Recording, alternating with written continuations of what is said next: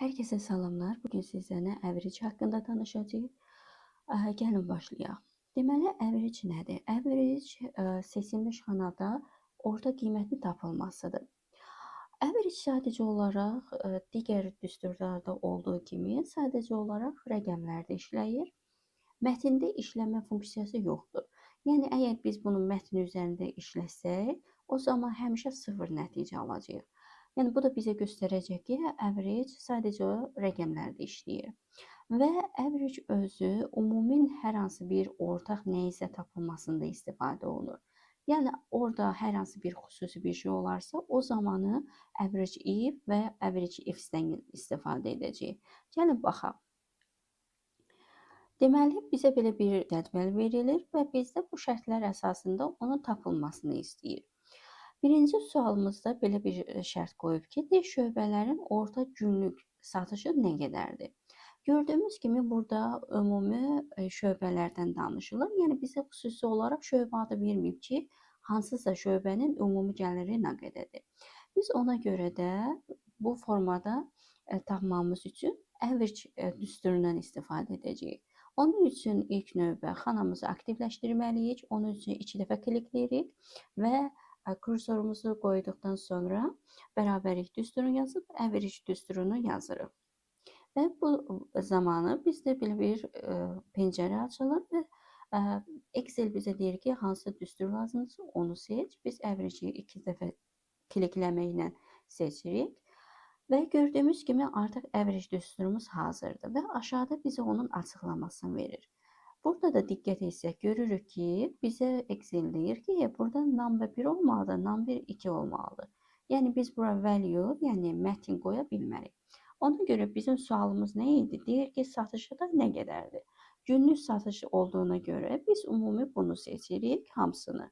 Və hamısını seçdikdən sonra mötərizəni bağlayıb enteri sıxırıq və görürük ki, avtomatik olaraq Excel bizə günlük satışı, ortalama satışı tapdı ki, sən deməli 164 dollar gün ərzində ortalama satışı olur. İndi isə bizə başqa bir şərt qoyur. Deyir ki, bu satışları içərisində sadəcə o sales olan şöbənin orta günlük satışını tap. Yəni biz də görürük ki, burada bizim sale'imizdə bunu fərqləndirsək,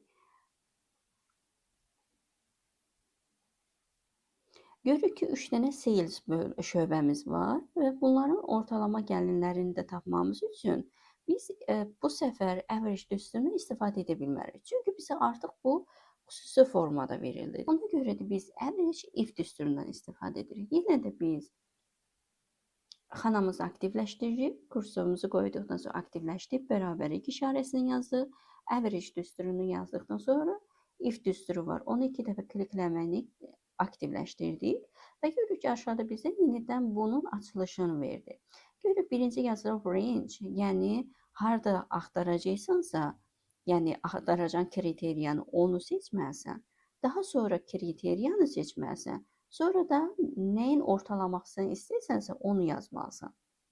İndi bizə range nə verir? Deyir ki, sale şöbəsi. Şöbə olduğuna görə şöbələri seçirik. Bu formada da seçə bilərsiniz, fərqi yoxdur. Bu formada da seçə bilərsiniz, yenə də fərqi yoxdur. Biz seçdikdən sonra vergül işarəsini qoyuruq və avtomatik olaraq bizim düsturumuz kriteriya keçir. Kriteriya keçdikdən sonra biz bu şəkildə də seçə bilərik sales'ı və bu şəkildə seçdikdən sonra biz bunu mütləq şəkildə sabitləməliyik. Sabitləmək üçün də nə etmək lazımdır?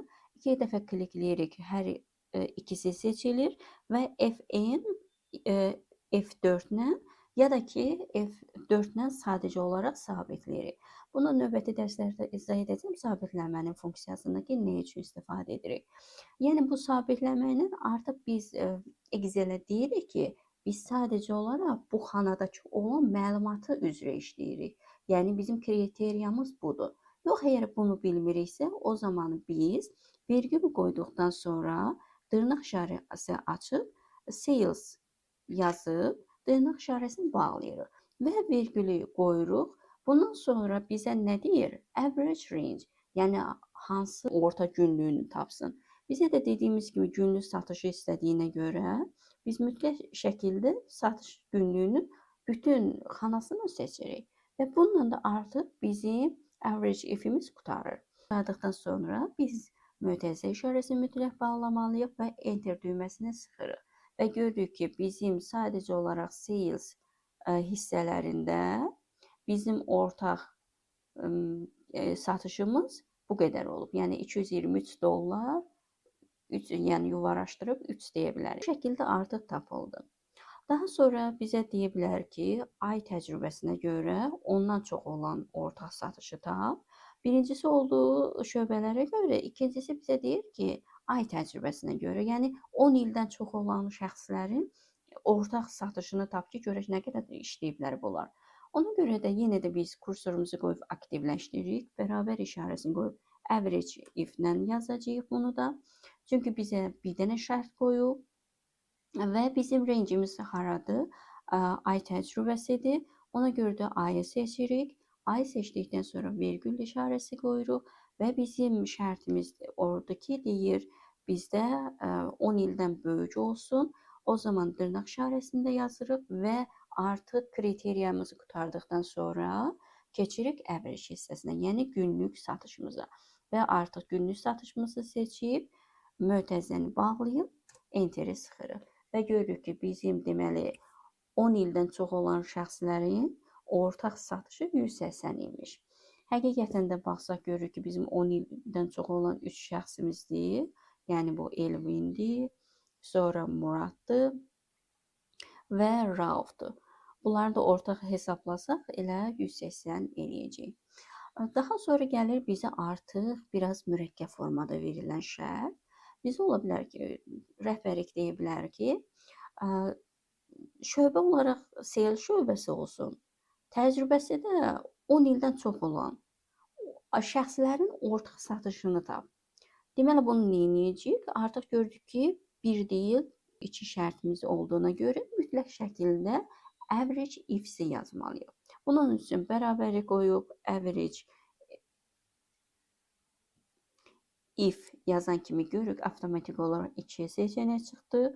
İstəsən davam edib özün yaza bilərsən, istəsən tək S-i silərək buradan seçenek kimi seçə bilərik.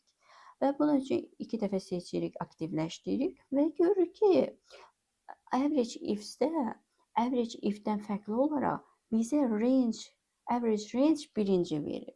Həmişə yadınızda saxlayın ki, S-lərdə mütləq şəkildə biz nəyi axtaracağıqsa, nədən çıxardacağıqsa, onu birinci yazacağıq. Yəni average range-də burada günlük satışdır. Biz həmin o günlük satışı birinci yazmalıyıq. Sonra kriteriya range yazmalıyıq. Sonra kriteriyanı yazmalıyıq. Gəlin başlayaq. Deməli, biz seçirik günlük satışımızı. Çünki buradan tapmalıyıq ki, görək nə qədər satış olub. Virgül işarəsi qoyuruq. Sonra keçib kriteriya range-ə. Sonra bizim kriteriyamız nə idi? Sales şöbəsi.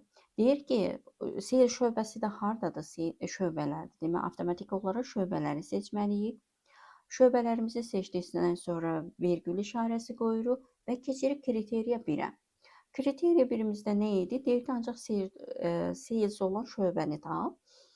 Deməli, biz bunu yenə də dırnaq işarəsi içində sales yazırıq və dırnaq işarəmizi bağlayırıq və bizim birinci kriteriyamız və birinci kriteriya rangeimiz də qurtardı. Avtomatik olaraq biz vergül işarəsini qoyuruq və keçirik ikinci kriteriyamıza. Gördüyümüz kimi burada qara işarə ilə göstərir ki, kriteriya range 2-yə keçdi.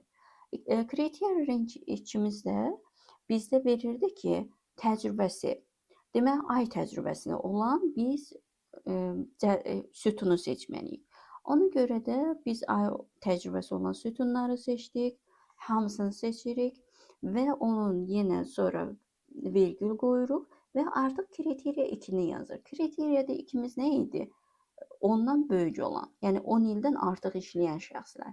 Deməli, 10 ildən artıq işləyən şəxslərimizə biz dırnaq işarəsi qoyub, böyükdür 10, dırnaq işarəmizi bağlayırıq. Və bundan sonra artıq bizim heç bir kriteriya, heç bir şərtimiz olmadığına görə mötərizəni bağlaya bilərik.